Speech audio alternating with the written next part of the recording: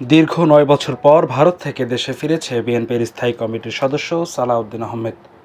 গতকাল রবিবার দুপুর ১২:০০টায় ঢাকায় হজরত শাহজালাল আন্তর্জাতিক বিমানবন্দরে পৌঁছান তিনি। এ সময় দলীয় নেতাকর্মীরা তাকে বিমানবন্দরে সংবর্ধনা দেয়। রবিবার সকালে তিনি একটি বেসরকারি টেলিভিশনের সঙ্গে একান্ত আলাপকালে তার উপর নির্যাতনের বর্ণনা দেন। সালাউদ্দিন আহমেদ বলেন, ২০১৫ সালের ১০ মার্চ রাতে ৯:৩০ থেকে ১০টার দিকে আইনশৃঙ্খলা বাহিনীর পরিচয়ে সাদা পোশাকে এবং অস্ত্রধারীরা মিলে উত্তরার একটি বাসা থেকে হ্যান্ডকাফ পরিয়ে আমাকে তুলে নিয়ে যায়। এরপর আমাকে একটি গোপন জায়গায় নিয়ে যাওয়া হয়। জায়গাটা ছিল কবরের মতো একটি কামরা। আমার মনে হয়েছিল এটি কোনো বাড়ির নিচতলা হবে।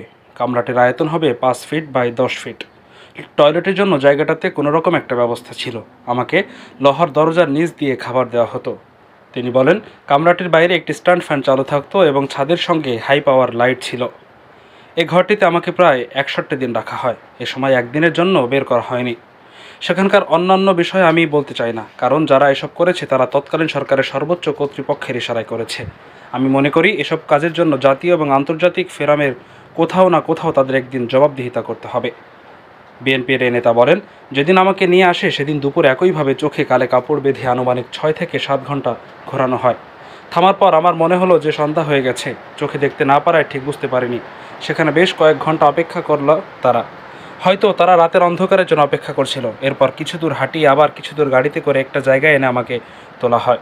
আমার কাছে এখন মনে হচ্ছে সেটা সীমান্তের কাছাকাছি কোনো জায়গা হবে। সেখানেও কিছু সময় অপেক্ষা করা হয়। তিনি বলেন, এত সবের পর সেখান থেকে একটি গাড়িতে করে আমাকে শিলংয়ে একটি মাটির ঘরে ফেলা হয়। পরে জানতে পারি জায়গাটির নাম গলফ লিংক। তখনও সূর্য ওঠেনি, অর্থাৎ তখনও সকাল হওয়ার বাকি ছিল। সালাউদ্দিন বলেন, এরপর আমি পরিচয় দিয়ে সকলে ভ্রমণকারীদের কাছে পুলিশের খবর দেওয়ার অনুরোধ জানাই। এরপর পুলিশ এসে আমাকে হেফাজতে নেয়। তিনি জানান, এ সময় আমাকে ঠিকঠাক মেডিসিন সাপ্লাই দেওয়া হয়েছে, ভালো পানি ও ৩ বেলা খাবার দিয়েছে। এর বেশি তাদের বিষয়ে আর কিছুই বলতে চাই না।